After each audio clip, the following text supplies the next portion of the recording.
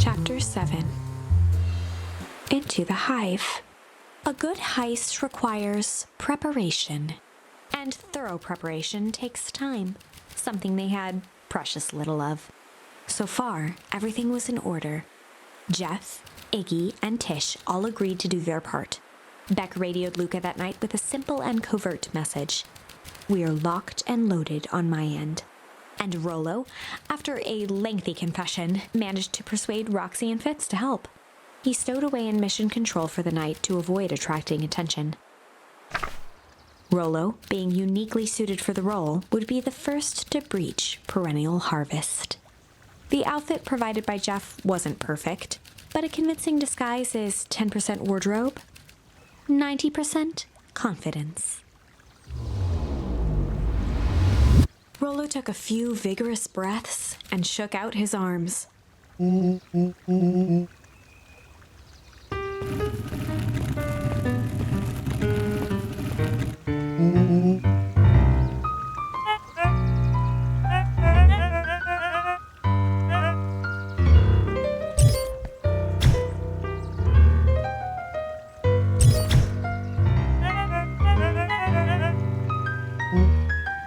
He had to think quick.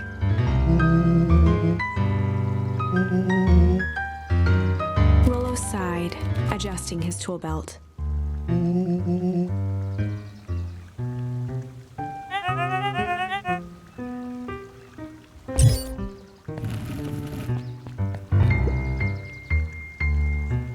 With a stroke of his mustache, Rollo proceeded into the Perennial Harvest headquarters.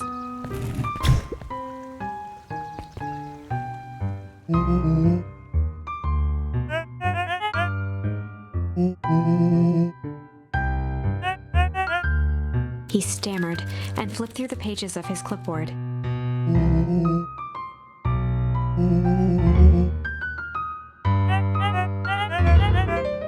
Rollo interrupted with urgency in his voice.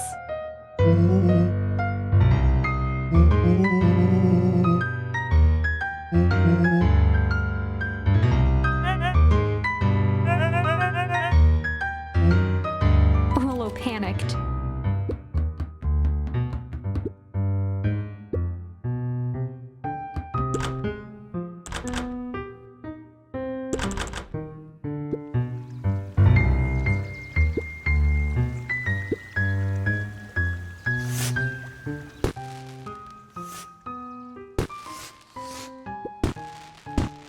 The distraction was enough for Rollo to regain his confidence. The clipboard fumbled around in a frenzy.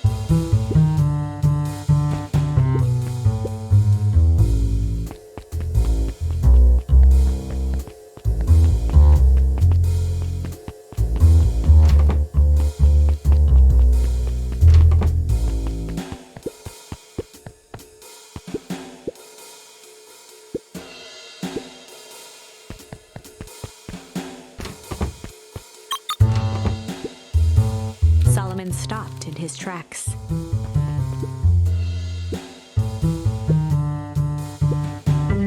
A veneer of Confusion flashed across Solomon's face. His words rushed out dramatically.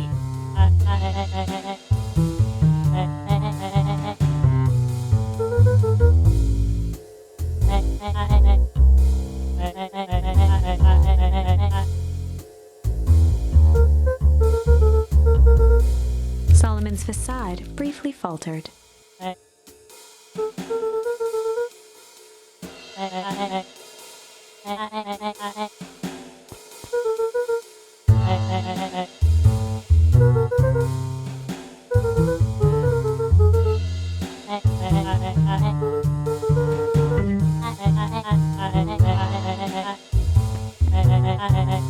Luca happened to notice a plaque above the door.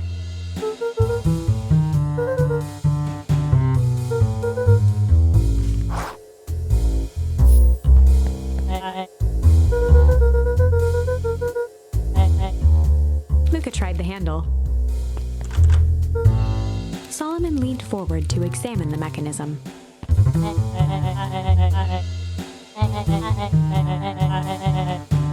Luca smiled and looked at his watch.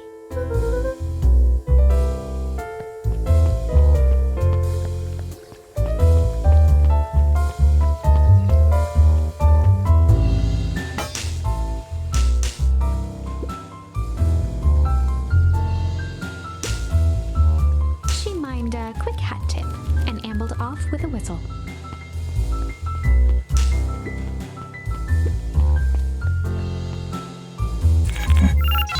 The light on the keypad changed from red to green.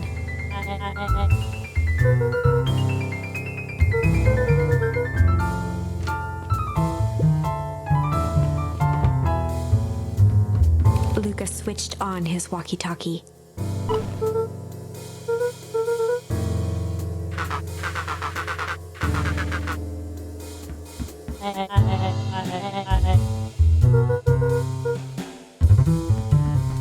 On the computer screen, a green cursor blinked in a password field. Luca pecked out his best guess: underground secrets. The screen blinked to life. Columns of green numbers glowed on a black background.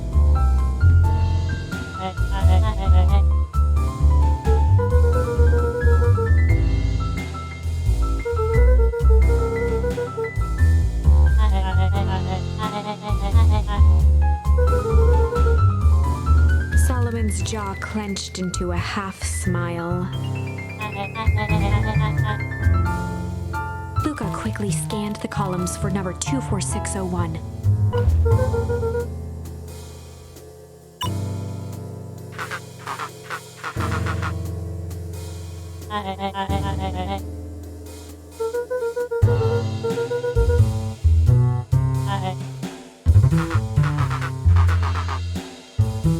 Once again, Luca scrutinized the numbers on the screen. In that moment of distraction, Solomon reached forward and pressed a large red button.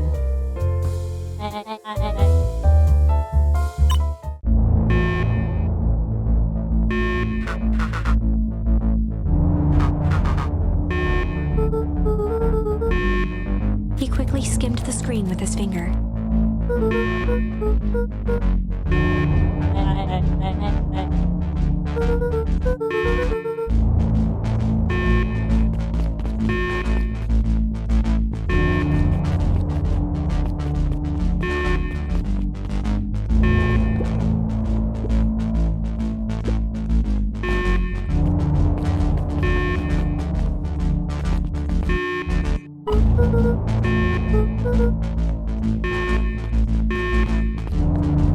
Mr. Kerr approached with a sneer and spoke into his walkie-talkie. With self-satisfaction, he called into the hallway.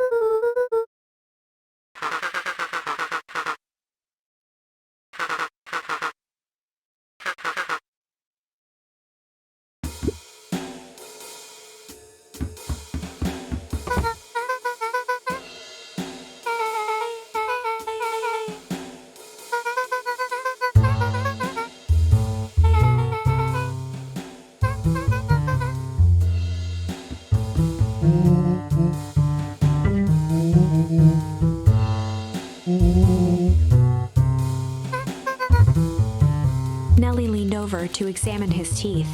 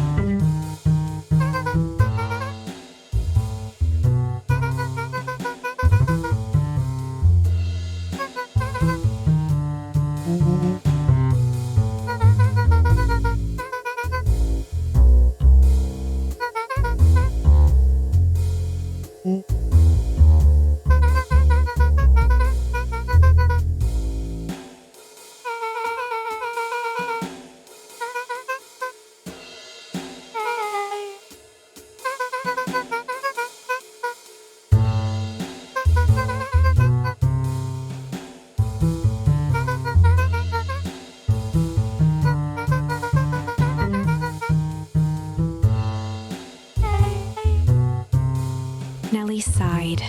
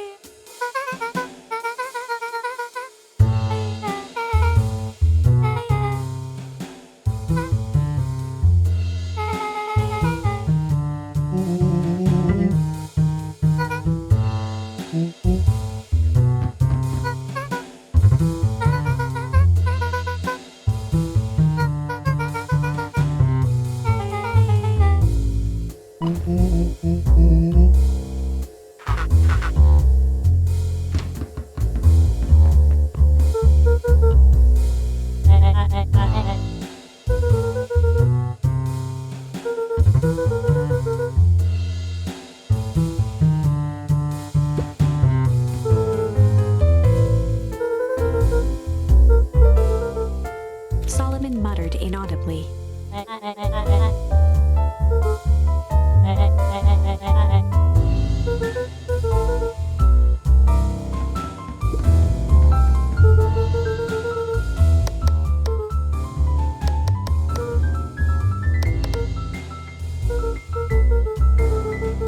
Solomon once again muttered under his breath.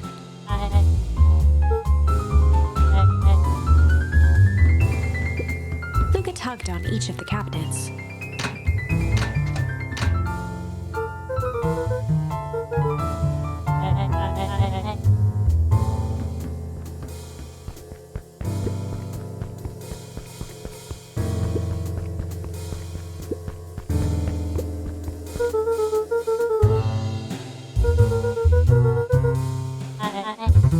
Luca held his hand up to the ashtray.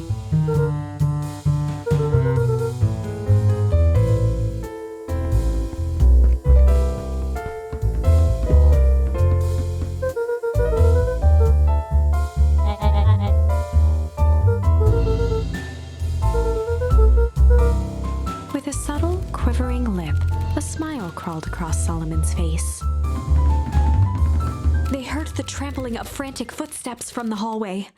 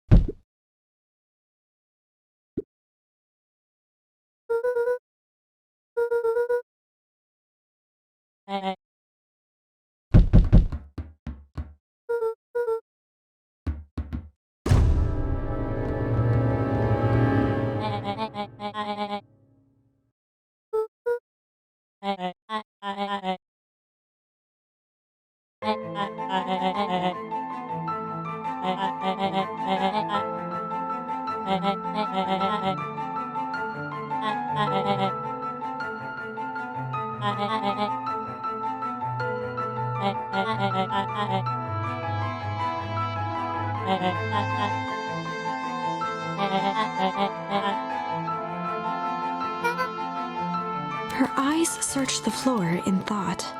Solomon watched eagerly, waiting for the flicker of epiphany. With a sickened look, she peered into his soul.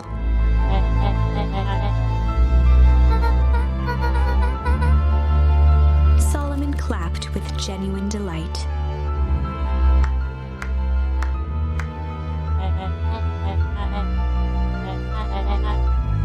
Solomon glanced down, examining his youthful form.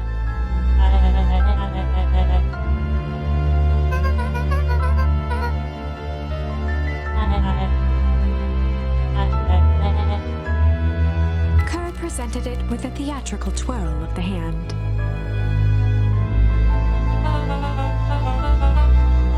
Before he could finish, Rollo snatched the vial from Kerr's palm.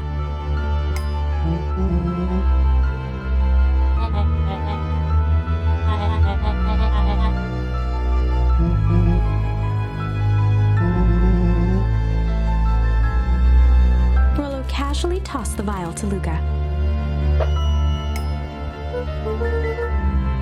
Luca jiggled the vial mockingly.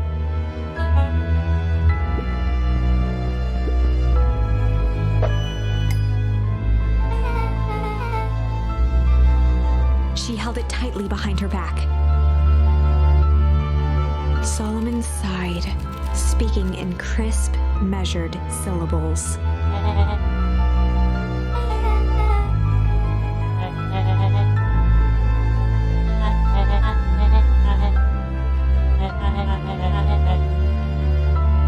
He pursed his lips with feigned sincerity.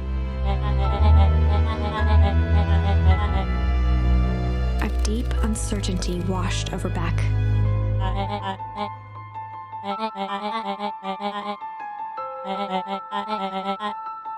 She looked to Nellie shakily. With a dispirited nod, Nellie sighed in defeat. Beck slowly approached Solomon.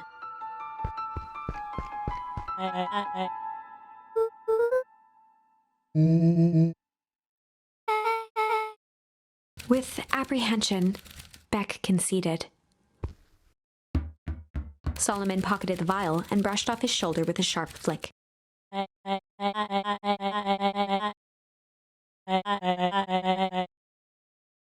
The blood drained from Kerr's face.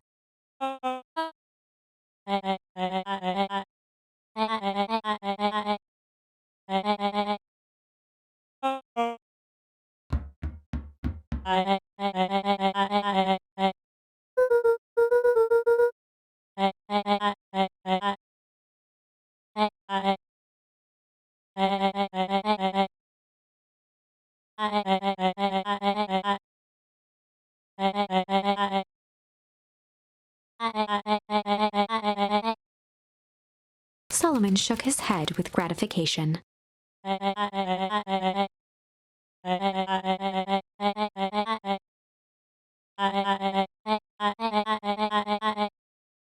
A muffled applause resonated faintly through the walls.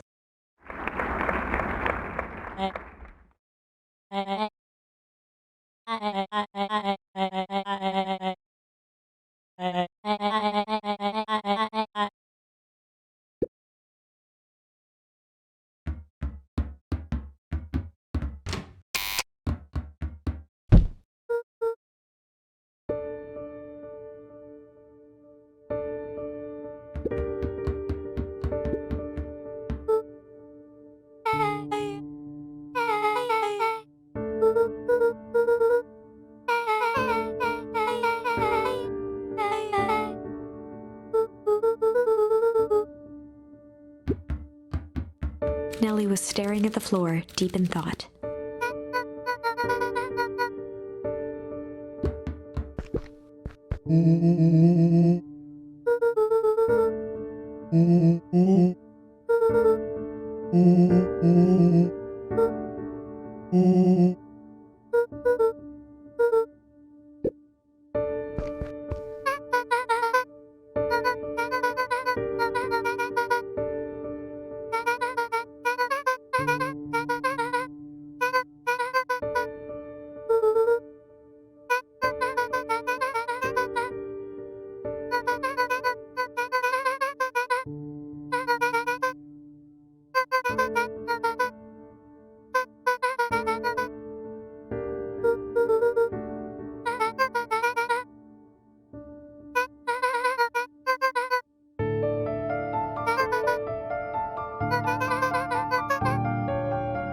The color dropped from Luca's face.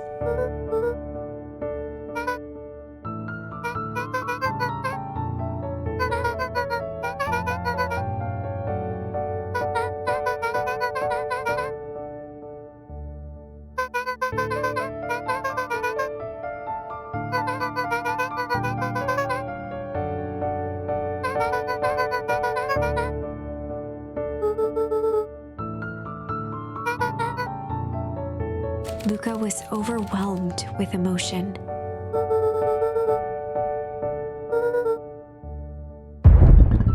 A sudden explosion sounded from the hull. Chapter 8. Comeuppance. Ears still ringing, Gran picked herself up off the ground. Through the dust and smoke, she looked over to see Mrs. Fratelli helping Hiram Tolliver to his feet. She'd had to beg, borrow, and steal to acquire those explosives. How many nights had she spent visualizing how she'd use them to make things right? And now, her one shot at destroying the source, that damned hole that swallowed so much of her life, was gone. Traded for this jagged hole in a wall and a foolhardy shot at rescuing Rollo. With Fratelli and Tolliver at her side, she stepped through. It was a strange feeling. The last time she'd stalked this maze of hallways, it was in a different body. They quickly rounded a corner to find a group of clipboards guarding a door. Something worth guarding is probably something worth seeing. She leapt forward, brandishing her cane. If her last chance at vengeance for things lost was truly gone, she would just have to fight to keep what she still had.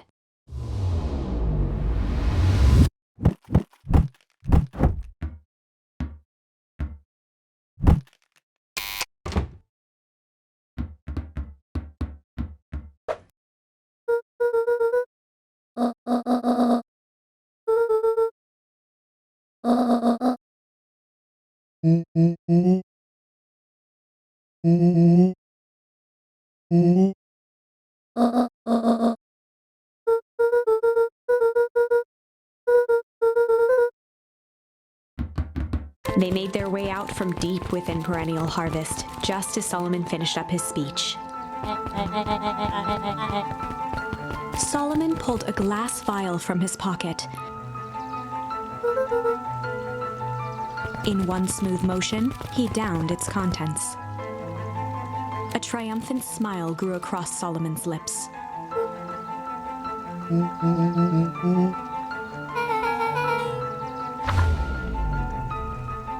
With a mischievous look, Beck elbowed Luca. "Remember when I had the vial behind my back?"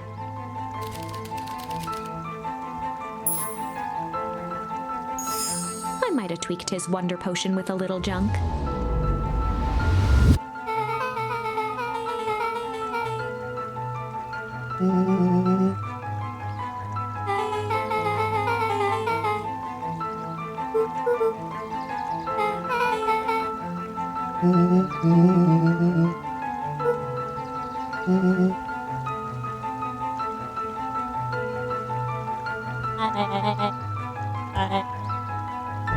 His body and face began to contort and expand as he disappeared into a belching green mist.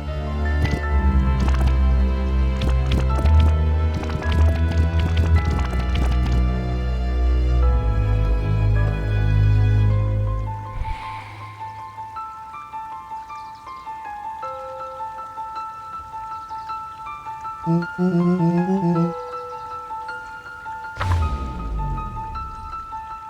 the last of what was once Sharper Valentine wafted into the air, the crowd began to disperse, still numb from what they had just observed. Sharper Valentine was gone for good. His end would be a new beginning for Beacon Pines. A new chance to let go of the things they had lost and grab hold of a new future. The end. Well, I'd be lying if I said that wasn't a bit gratifying. If that feels to you like a good note to end on, I won't stand in your way.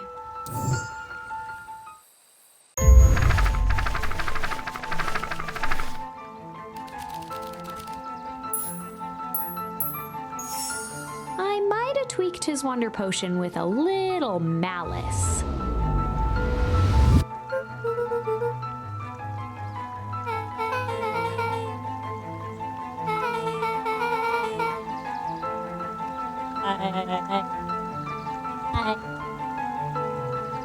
His body and face began to contort and expand as he disappeared into a belching green mist.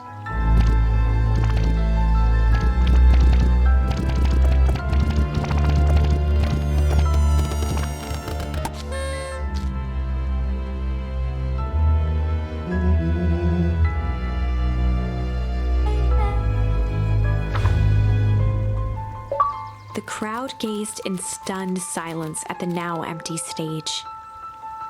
The quiet was broken when William Kerr sprinted off stage and into the distance. He was never seen around Beacon Pines, or anywhere else for that matter, again. Watching the silhouette of Kerr disappear over the horizon, Luca began to laugh. First, a low chuckle that became uncontrolled, heaving laughter. Through his tears, he was vaguely aware that the crowd had begun to laugh with him. The end. That was unexpected. Perhaps a bit of an absurd ending for my taste, but who am I to say?